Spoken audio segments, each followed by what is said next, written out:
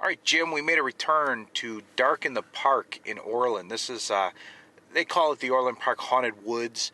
We didn't go last year. We've been there before, though. What'd you think this time?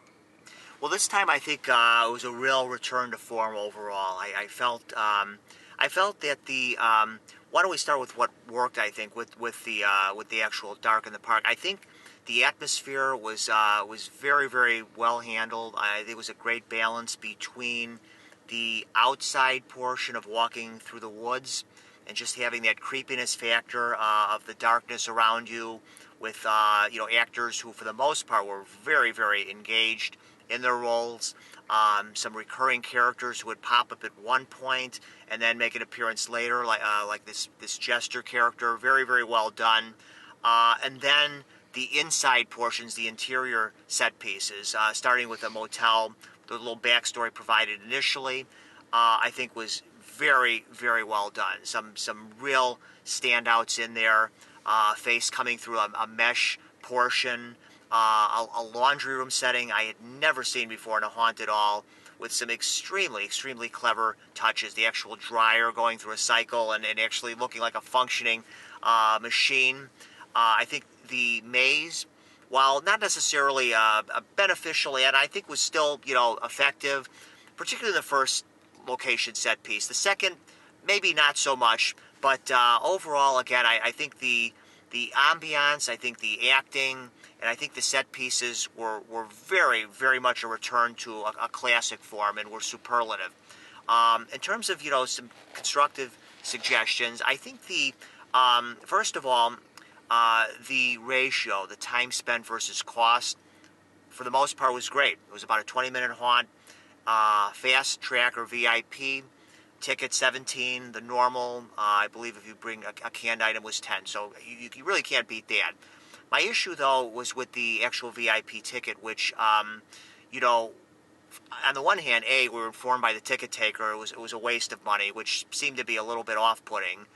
Even if that was the opinion, I don't believe that should have been shared with a patron, a paying customer.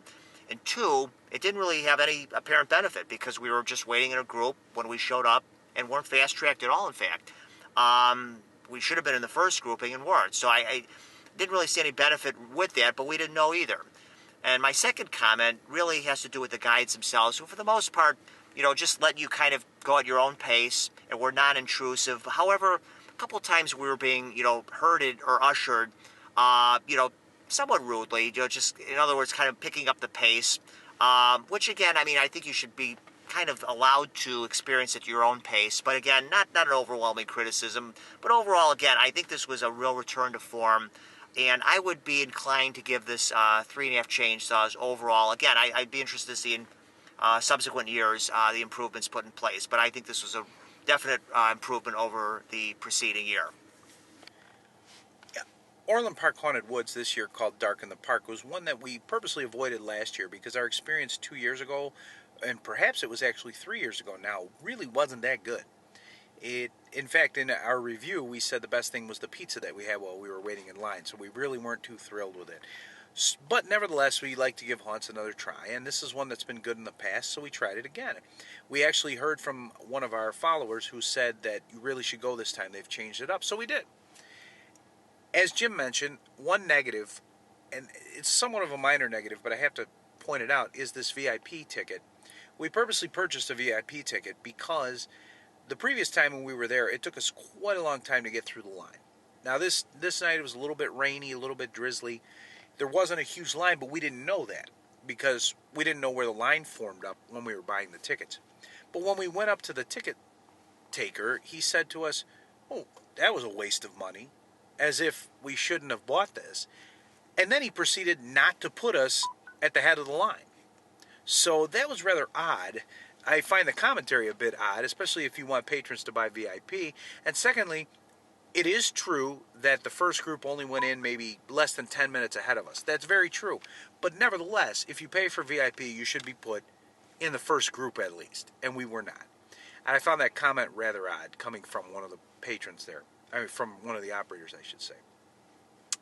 But that aside, once we got into the actual trail, this is a combination inside-outside haunt. It's a trail led by guides, and then you go into an inside portion.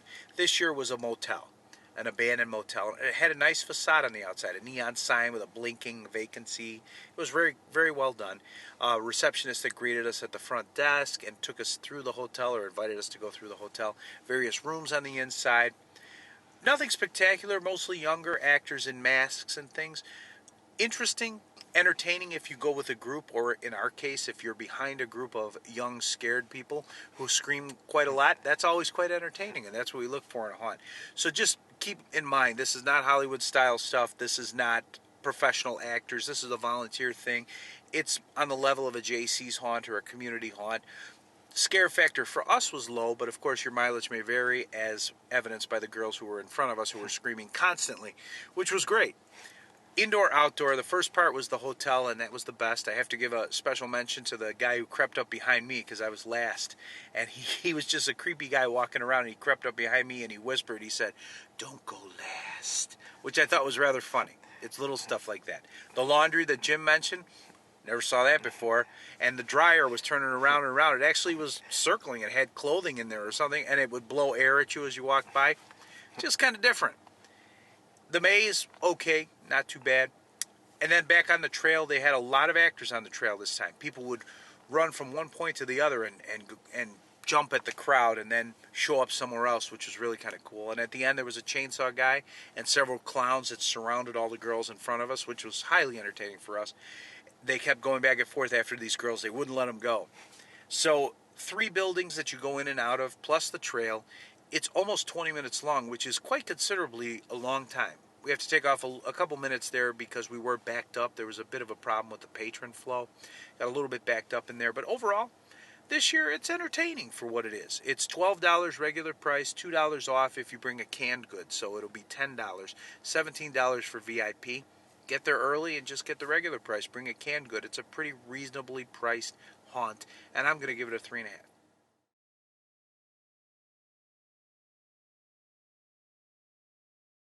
Staticky. It is. My hair is like a static mess. They even made comments in the haunt when I went through the black under the thing, and my hair was like, shh. And someone said, "Oh, I like your hair's fuzzy." I'm like, "Yeah." Oh boy. Oh, that's going on. Okay. No. Am I on film? Yes, you are, right? Film. No, but I'll cut it out. I'll edit it out. Yep. Okay.